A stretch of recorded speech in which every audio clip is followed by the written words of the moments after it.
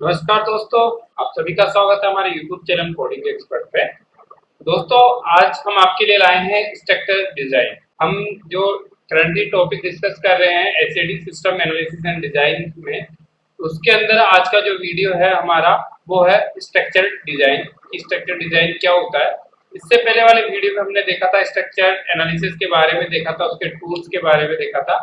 तो और आज का वीडियो जो है हमारा वो है स्ट्रक्चर डिजाइन के बारे में।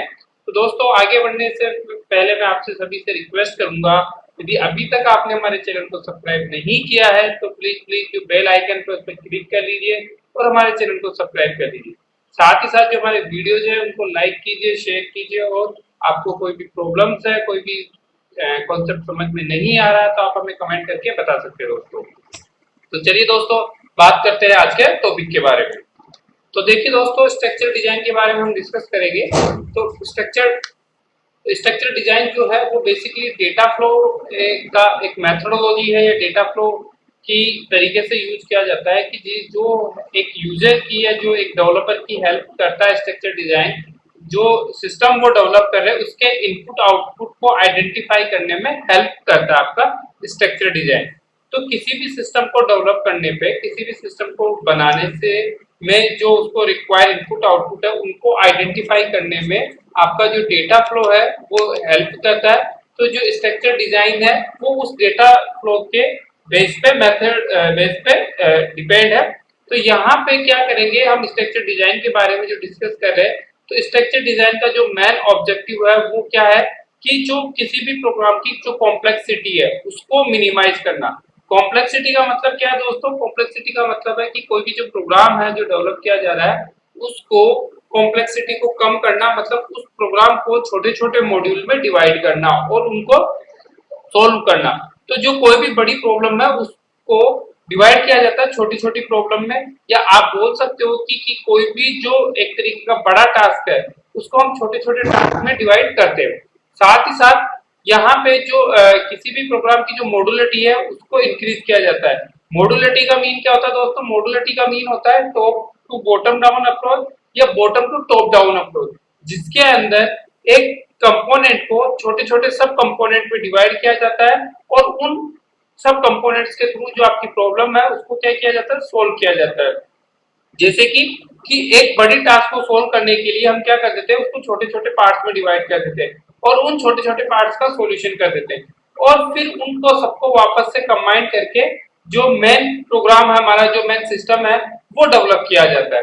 तो बेसिकली जो स्ट्रक्चर डिजाइन है वो इसी वजह से यूज किया जाता है। स्ट्रक्चर डिजाइन का जो मेन पर्पज है वो ये है कि ये कॉम्प्लेक्सिटी को कम करता है। कॉम्प्लेक्सिटी को कम करने का जो तरीका है कि ये कोई भी प्रोग्राम को, कोई भी सिस्टम को या किसी भी सॉफ्टवेयर को छोटे छोटे मॉड्यूल्स में डिवाइड कर देता है, छोटे छोटे पार्ट्स में डिवाइड कर देता है। तो कहने का मतलब क्या हुआ कि कोई भी जो सॉफ्टवेयर आपका डेवलप हो रहा है वो छोटे छोटे पार्ट्स में डेवलप हो रहा है और उनको हम क्या करते हैं, कंबाइन करते हैं। फाइनली जब उसका कंप्लीट डेवलप हो जाते हैं वो सारे छोटे छोटे पार्ट, तो उनको सबको एक जगह कंबाइन कर दिया जाता है। तो ये जो आपकी स्ट्रक्चर डिजाइन है इसका मेन पर्पज यही है कि आपकी प्रॉब्लम को छोटे छोटे पार्ट्स में डिवाइड करना, या आपके जो डिजाइन, आप सॉफ्टवेयर जो डिजाइन कर रहे हो, जो बना रहे हो, उसको एक साथ ना बना के हम क्या करते हैं, उसमें जो प्रॉब्लम्स है, जो जो हमारी रिक्वायरमेंट है, जिस तरीके का हमें डेवलप करना है, उसको हम अलग अलग अलग अलग टीम के थ्रू क्या कराते हैं, डेवलप कराते हैं।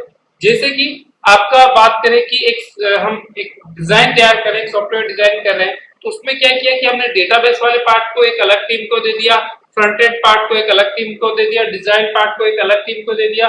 तो पूरा सॉफ्टवेयर डेवलपमेंट का जो प्रोसेस है उसको हमने छोटे छोटे पार्ट्स में अलग अलग कॉन्सेप्ट या अलग अलग कंपोनेंट्स में डिवाइड कर दिया और उन कंपोनेंट्स पर हमने वर्क किया और जब फाइनली जब सभी कंपोनेंट्स का सॉल्यूशन हो गया तो उनको कंबाइन कर दिया। तो ये जो है ये एक ऐसी फेज है जो आपने एसआरएस डॉक्यूमेंट तैयार किया था, सिस्टम रिक्वायरमेंट स्पेसिफिकेशन जो डॉक्यूमेंट हमने जो बनाया था उसको ये कन्वर्ट करता है, उसको इम्प्लीमेंट करता है कि किस तरीके से हम उसको ऑपरेट कर सके, या उसको फिजिकल फॉर्म में ये क्या करता है, कन्वर्ट करता है।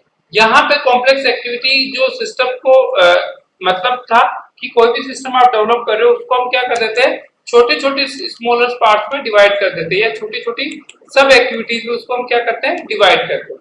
तो दोस्तों, स्ट्रक्चर डिजाइन का सिंपल सा मतलब क्या हुआ कि ये एक ऐसी अप्रोच है जिसके अंदर एक प्रॉब्लम को या कोई भी जो टास्क है उसको हम डिवाइड कर देते हैं सब टास्क के अंदर।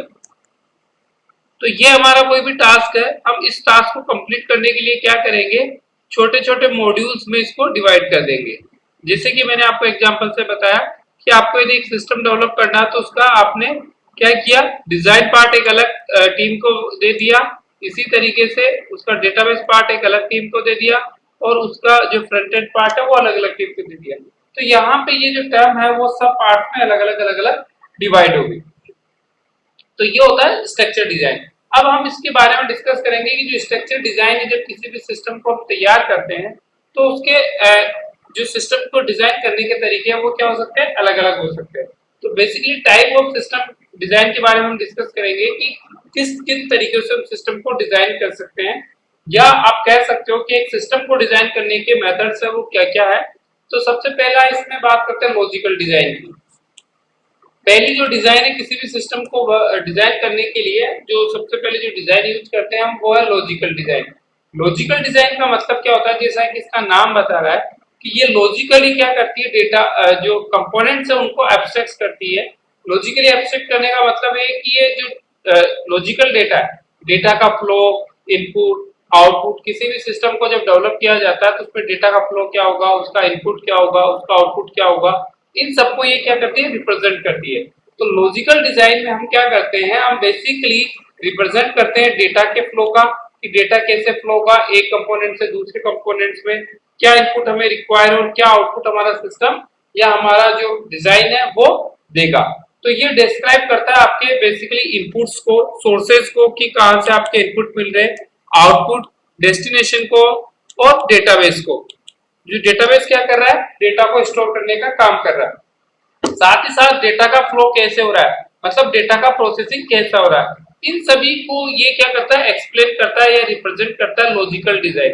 तो यहाँ लॉजिकल डिजाइन का मतलब क्या हुआ कि बेसिकली जो रिक्वायरमेंट है ये क्या करता है, जो यूजर की रिक्वायरमेंट है उसको मीट कराता है। तो लॉजिकल डिजाइन तैयार करने का मतलब क्या, कि बेसिकली जब कोई भी हम सिस्टम तैयार कर रहे हैं दोस्तों, तो सिस्टम तैयार करने से पहले उसकी लॉजिकली कॉन्सेप्ट्स के बारे में सोचा जाता है कि किस तरीके से हमारा कॉन्सेप्ट जो सिस्टम है वो वर्क करेगा, या साथ ही साथ क्या इसके लिए इनपुट की हमें रिक्वायर होगी, क्या ये आउटपुट देगा, कैसे डेटा को फ्लो करेगा, ये सब पार्ट डिस्कस किया जाता है लॉजिकल डिजाइन के अंदर।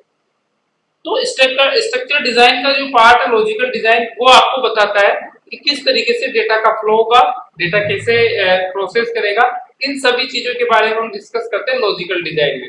तो स्ट्रक्चर डिजाइन का मतलब समझ में आया कि दोस्तों क्या करता है, स्ट्रक्चर डिजाइन का जो मेन पर्पज है वो ये है कि आपके टास्क को छोटे छोटे टास्क में डिवाइड करना। मेन जो सिंपल से वर्ड्स में बोलूं स्ट्रक्चर डिजाइन का मतलब वो यही है कि वो मॉड्यूलर पार्ट कॉन्सेप्ट पे वर्क करता है, जिसके अंदर एक कंपोनेंट को छोटे छोटे मॉड्यूल्स में डिवाइड कर दिया जाता है और उनको सोल्व किया जाता है। दूसरा है फिजिकल डिजाइन। अभी हमने लॉजिकल डिजाइन के बारे में डिस्कस की, तो अब बात करते हैं फिजिकल डिजाइन के बारे में। फिजिकल डिजाइन बेसिकली रिलेट करता है एक्चुअल इनपुट और आउटपुट को कैसे प्रोसेस किया जाए, सिस्टम को किस तरीके से, जो आपने लॉजिकली थिंकिंग की है कि इस तरीके से हम आउटपुट देंगे, इस तरीके से हमें इनपुट देंगे, सॉरी आउटपुट इस तरीके से प्रोड्यूस होगा, तो उसको बेसिकली उसका सिस्टम कैसे तैयार किया जाए वो डिसाइड करता है आपका फिजिकल डिजाइन। तो ये एक तरीके से किस तरीके से आपका सिस्टम में डेटा एंटर होगा, वो डेटा कैसे वेरीफाई होगा, कैसे प्रोसेस होगा और आउटपुट कैसे डिस्प्ले होगा, ये सब आपका डिसाइड होता है फिजिकल डिजाइन के थ्रू। किसके थ्रू डिसाइड होता है, फिजिकल डिजाइन के थ्रू।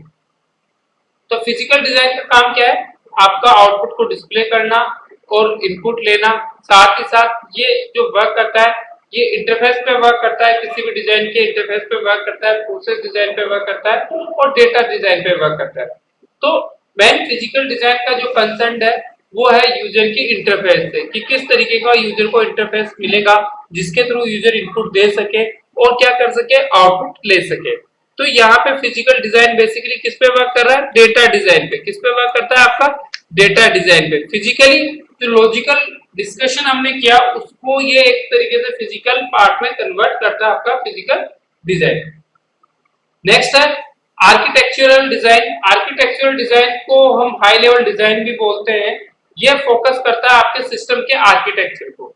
सिस्टम के आर्किटेक्चर को मतलब कि सिस्टम का ब्लूप्रिंट कैसा होगा, ये सिस्टम का स्ट्रक्चर कैसा होगा, ये डिस्क्राइब करता है सिस्टम के स्ट्रक्चर को, उसके बिहेवियर को आपका एक आर्किटेक्चर डिजाइन डिस्क्राइब करता है। ये साथ ही साथ जो डिफरेंट डिफरेंट कंपोनेंट्स है उनमें किस तरीके का रिलेशनशिप रहेगा, कैसे वो डेटा को क्या कर सकते हैं, एक ले सकते हैं एक सिस्टम से दूसरे सिस्टम या दूसरे कंपोनेंट्स में डेटा किस तरीके से फ्लो होगा, क्या उन कंपोनेंट के बीच में रिलेशन होगा, और किस तरीके से छोटे छोटे मॉड्यूल्स को यूज करते हुए हम एक डेवलपमेंट कर सकते हैं, या एक तरीके से कैसे सिस्टम को डेवलप किया जा सकता है by the help of modules.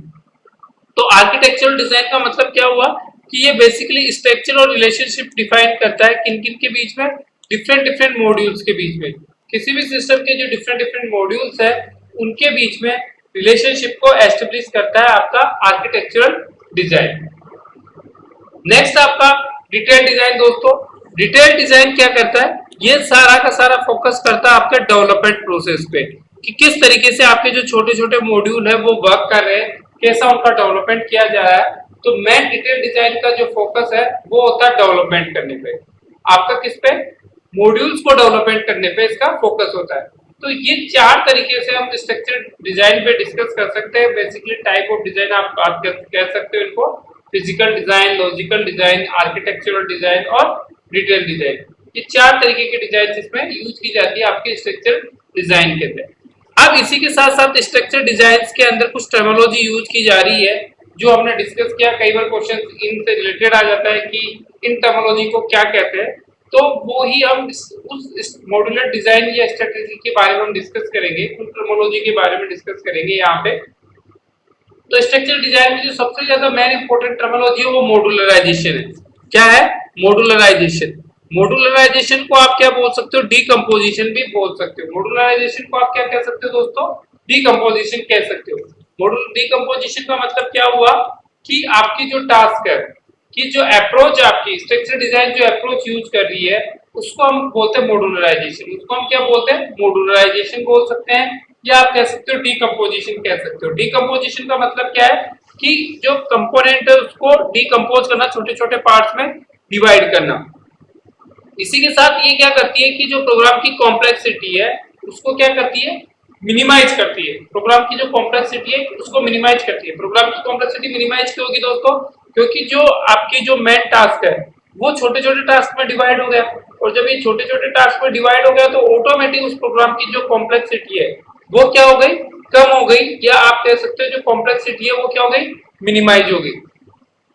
तो यहाँ पे मॉड्यूलराइजेशन का मतलब क्या होता है, स्मॉलर सेगमेंट्स में डिवाइड करना। आपको क्या करना है, प्रॉब्लम जो है उसको स्मॉलर सेगमेंट में डिवाइड करने का काम जो होता है वो होता है मॉड्यूलराइजेशन का। वो किसका काम होता है आपका दोस्तों, मॉड्यूलराइजेशन का काम होता है। तो सिंपल सा मॉड्यूलराइजेशन की जो टर्म है वो हो गई डीकंपोजिशन करना, किसको, किसी कॉम्प्लेक्स प्रॉब्लम को छोटे छोटे पार्ट्स में डिवाइड करना। ये क्या कहलाता है आपका, मॉड्यूलराइजेशन कहलाता है दोस्तों। उसके बाद जिसमें यूज किया जाता है वो स्ट्रक्चर चार्ट यूज किया जाता है। स्ट्रक्चर चार्ट का मतलब क्या है, एक ऐसा टूल, एक ये जो स्ट्रक्चर चार्ट है वो हमें एक रिकमेंड करता है टूल के लिए, जो कि किसके लिए काम आता है, डिजाइन करने के लिए। आपका जो मॉड्यूलर है कंपोनेंट है उनको डिजाइन करने के लिए, टॉप डाउन अप्रोच डिजाइन करने के लिए, बॉटम डाउन अप्रोच डिजाइन करने के लिए। इसी तरीके से डिफाइन करता है वेरियस मॉड्यूल्स को। किसी भी सिस्टम डेवलपमेंट में जो वेरियस मॉड्यूल्स है उनको ये एक्सप्लेन करता है, उसको ये बताता है कि ये जो मॉड्यूल्स है किसी भी सिस्टम को डेवलप करने के लिए जो छोटे छोटे मॉड्यूल है उनके बारे में एक्सप्लेन करता है आपका स्ट्रक्चर चार्ट। इसी के साथ साथ ये जो मॉड्यूल्स है उनके बीच में क्या करता है, रिलेशनशिप को भी एस्टेब्लिश करता है। तो रिलेशनशिप भी उसमें बताता है उन मॉड्यूल्स के बारे में। तो it show the system module and their relationship between them. ये क्या कहता है, उन मॉड्यूल्स के बारे में और उनके रिलेशनशिप के बारे में हमें बताता है। स्ट्रक्चर चार्ट क्या बताता है, स्ट्रक्चर चार्ट शो करता है आपके डिफरेंट डिफरेंट मॉड्यूल्स है उनके रिलेशनशिप के बारे में क्या करता है, आपको शो करता है। ये डिफरेंट डिफरेंट रिलेशनशिप है उनके बारे में आपको ये बताता है, उनकी रिलेशनशिप किस तरीके से वो एक दूसरे से टाई हुए हैं उनके बारे में स्ट्रक्चर चार्ट बताता है। तो स्ट्रक्चर चार्ट का मेन पर्पज वो यही है कि स्ट्रक्चर के बारे में बताना, मॉड्यूल्स के स्ट्रक्चर के बारे में बताना। अब जो मॉडलाइजेशन टेक्नोलॉजी है, या आप कह सकते हो कि जो मॉडलाइजेशन है वो दो तरीके से कंप्लीट की जाती है किसी भी स्ट्रक्चर डिजाइन के अंदर। एक होता है टॉप डाउन स्ट्रेटेजी और एक होता है आपका बॉटम डाउन स्ट्रेटेजी।